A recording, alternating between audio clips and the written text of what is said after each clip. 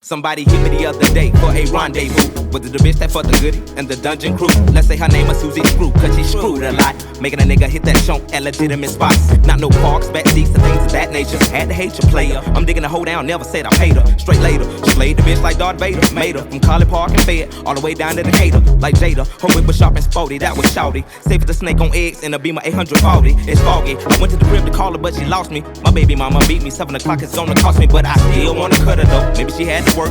I called her in the mall, wearing a real tight skirt. She was fine as fuck, I wanted to sex the hoe up. She said, let's hit the parking lot so I can sick your duck. I said, cool, I really wanted to cut you, but this will do. I gotta pick up my daughter, plus my baby mama beat me too. She said she understood and everything was kosher. I gave her a little Will CD and a fucking poster.